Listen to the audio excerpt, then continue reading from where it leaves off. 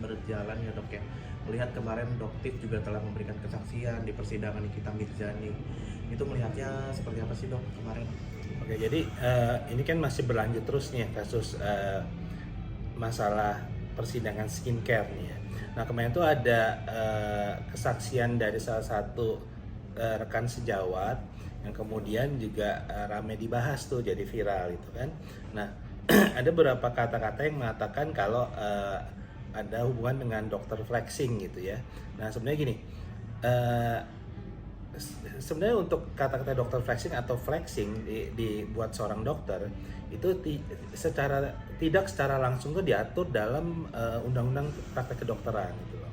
Tapi kalau mau disangkut pautkan, kalau bisa dihubung-hubungkan bisa. Tapi ini disclaimer itu tergantung dari pemahaman masing-masing ya. Ini maksudnya setiap orang punya sudut pandang yang berbeda-beda gitu. Nah, tapi kalau dari segi peraturannya, misalnya di Undang-Undang Nomor 29 tahun 2004 tentang Undang-Undang Praktek Kedokteran, itu dia di undang-undang itu lebih mengatur seperti kayak seorang dokter itu mesti menjaga martabat. Jadi diatur masalah martabat seorang dokter dan pelayanan yang baik terhadap si pasien. Kemudian masalah pada peraturan kode etik kedokteran itu lebih mengatur masalah perilaku. Perilaku itu di mana juga setiap dokter itu harus menjaga citra dan martabat dari profesi dokter itu sendiri. Nah, dari Permenkes itu juga diatur, tapi mengenai profesionalisme sama integritas seorang dokter, gimana kita harus menjaga itu juga.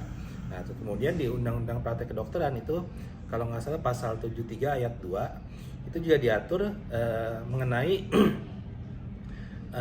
masalah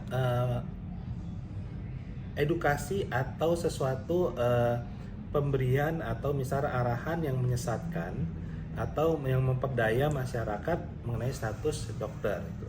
Nah, jadi sebenarnya untuk dokter flexing itu emang secara tidak langsung ya itu bisa menyebabkan atau menimbulkan atau membuat pendapat atau pandangan seseorang itu jadi pandangan yang negatif, citra negatif terhadap profesi kedokteran atau profesi dokter secara keseluruhan.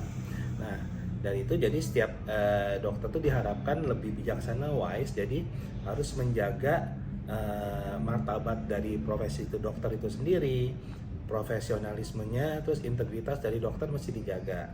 Nah, emang itu udah aturannya gitu. Tapi melihat Doktif sendiri yang selalu berpihak pada yang sebelah dan menjelekan skincare lain, itu berarti seharusnya tidak boleh ya dok ya, apalagi menjatuhkan gitu. Jadi gini, jadi kalau masalah bela siapa-siapa saya nggak tahu gitu ya, jadi saya lebih nggak bisa mengomentari itu karena emang kasusnya itu kan sudah di pengadilan gitu ya, jadi pasti ada pro kontra, tapi biar pengadilan kan yang memutuskan gitu ya. Nah, tapi kalau untuk masalah review segala macam itu kan semua udah diatur, aturannya sudah ada, udah jelas, sudah banyak dibahas di mana-mana, dan BPOM pun sudah menyatakan juga. Jadi emang BPOM menyatakan bahwa BPOM itu tidak menunjuk satu pihak pun yang mewakili BPOM untuk melakukan atau memutuskan atau misalnya memberikan keputusan mengenai suatu produk gitu loh. Nah, jadi semua dibalikan ke BPOM sendiri. Jadi kalau misalnya emang masyarakat atau misalnya gini, masyarakat bisa berperan aktif, mau dokter bisa, mau masyarakat umum bisa, semua bisa berperan aktif sebagai kontrol sosial. Nah, caranya juga, tapi ada SOP-nya, ada caranya, yaitu dengan melaporkan ke pihak BPOM. Kalau misalnya emang ada bukti, berikan bukti ke pihak BPOM, nanti pihak BPOM yang berwenang untuk melakukan investigasi. Nanti hasilnya begitu keluar akan diumumkan sama BPOM. Kan jelas tuh sekarang. Kemarin terbaru ada lagi 34 kosmetik ilegal. Nah, itu BPOM mengumumkan. Nah, setelah diumumkan BPOM, nah itu semua pihak boleh kalau untuk membantu mensosialisasikan. Nah, baru itu gitu loh. Nah, jadi sebenarnya kalau misalnya masalah menjelekkan atau segala itu kan sudut pandang setiap orang beda-beda ya. Tapi kalau menurut pendapat saya pribadi itu saya percaya semua dokter itu niatnya baik. Jadi maksudnya niatnya itu emang untuk edukasi, niatnya itu untuk apa, memberikan, atau kadang-kadang gini kan di kode etik kedokteran itu dokter juga berkewajiban untuk memberikan teguran atau boleh menanyakan bila teman sejawat kita melakukan sesuatu yang ternyata melanggar atau melakukan sesuatu yang salah atau melanggar peraturan. Itu sebagai teman sejawat berkewajiban untuk mengingatkan atau menanyakan atau bahkan menegur gitu loh. Nah, jadi mungkin semuanya menurut saya tuh semua dokter itu melakukan tugasnya, kemudian niatnya baik semua. Cuman kadang-kadang ya pro kontra, kadang-kadang ada pihak yang merasa dirugikan, ada pihak yang merasa dicemarkan segala. Nah, itu sudut pandangnya aja yang beda-beda. Nah, maka dari itu untuk mencegah itu udah jelas BPOM sudah memberikan, kan dari website BPOM juga ada, dari sosmednya BPOM ada, Instagramnya ada, mereka sudah memberikan sekarang edukasi atau sosialisasi caranya bagaimana, terus habis itu yang benar seperti apa, SOP-nya seperti apa. Karena dulu waktu kasus ini jadi rame, banyak yang memberikan pendapat atau komplain ke BPOM. Aturannya udah ada, tapi sosialisasinya kok nggak jalan gitu. Jadi banyak orang yang nggak tahu nih.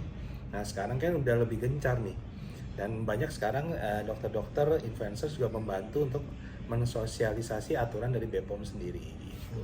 Ya, mensosialisasi dari BPOM dan juga dari beberapa influencer. Terus berbicara juga ketika brand owner itu banyak sih yang kurang paham mengenai tentang hal ini. Apalagi kan brand owner itu kan punya suatu produk ya, yang dimana dijual secara misalkan bisa lewat e-commerce atau praktek atau apa segala macam. Itu seperti apa sih dok? Nah, jadi gini, dulu kan emang mungkin kontrolnya nggak terlalu ketat. Jadi kadang-kadang siapapun kan dulu bisa jual produk, siapapun bisa jual di sosmed, di e-commerce segala macam. Cuman ternyata pengawasannya mungkin belum maksimal gitu ya. Jadi kadang-kadang ternyata ada yang lolos nih, bahan-bahan yang ternyata mestinya tidak dijual bebas ternyata dijual bebas. Misalnya yang lagi rame waktu kemarin-kemarin kan yang masalah krim-krim label biru tuh, ternyata gitu. Terus kadang-kadang bahan-bahan yang ternyata isinya tidak boleh atau ilegal. Kemarin kan kayak diumumin sama BPOM, ternyata ada bahan-bahan yang misalnya karsinogenik, merkuri nggak boleh, ternyata kok ada beredar juga. Terus misalnya hidroquinon dengan dosis tertentu yang nggak boleh, harus dengan pengawasan dokter, ternyata kok dijual bebas enaknya. Terus golongan misalnya tretinoin segala, golongan steroid yang mesti dengan dipakai harus hanya dengan resep dokter atau pengawasan dokter, kok bisa dijual bebas semuanya. Nah, kadang-kadang ya owner sendiri juga mesti wise, bijaksana ya, karena nggak semua melulu mengenai bisnis. Jadi masalahnya semua yang penting dapat untung bisnis, sedangkan masyarakat juga edukasinya juga mesti gini. Masyarakat kita juga kadang-kadang edukasinya kurang gitu. Jadi mereka hanya lihat iklannya bagus, kemudian ternyata hasilnya cepat. Sekarang Indonesia semua mau putih, semua mau putih. Oh, pakai ini putih, pakai ini putih, pakai ini putih. Mereka nggak peduli dulu isinya apa. Yang penting hasilnya gue jadi putih, udah mereka beli semuanya. Nah, padahal belum tentu awalnya bagus, ternyata dalamnya itu ternyata sesuai, sedangkan efek sampingnya panjang nih kemana-mana. Misalnya kayak tadi merkuri karsinogenik, awalnya putihnya tapi jadi aneh kayak dempul, kemudian jadi kulitnya lebih sensitif, terus bisa juga iritasi, kemudian bisa menyebabkan namanya karsinogenik bahan kanker. Jadi penetrasi juga bisa ke fungsi hati segala macam gitu loh. Jadi enggak cuman sesederhana itu di bagian kulit aja. Nah, jadi yang pihak owner sendiri juga mesti lebih wise. Jadi maksudnya boleh mencari bisnis, boleh mencari keuntungan, boleh, tapi tidak boleh merugikan masyarakat. Jangka panjang jangan sampai merugikan masyarakat gitu kan. Dan juga BPOM juga pengawasannya juga mesti lebih ketat. Karena kan kita untuk menjual produk itu kan nggak tiba-tiba kita ajuin ke BPOM langsung keluar nomornya. Enggak, itu perlu proses yang panjang juga. Kita ada yang ngecek brandnya dulu, ke hakinya segala, terus ke BPOM, BPOM nanti ngurusin isinya bahannya apa aja, diperiksa sama BPOM, terus diinvestigasi ini bahannya bisa digunakan atau tidak, kemudian efek sampingnya apa, ini cocok apa enggak digunakan segala, dan itu semua begitu udah dicek sama BPOM udah oke baru dikeluarin. Nah habis itu cek lagi di websitenya BPOM, bener gak nomor registrasinya ada, bahannya barangnya bener gak produknya ini gitu. Kalau meragukan ya jangan dibeli gitu. Jadi itu semua mesti ikut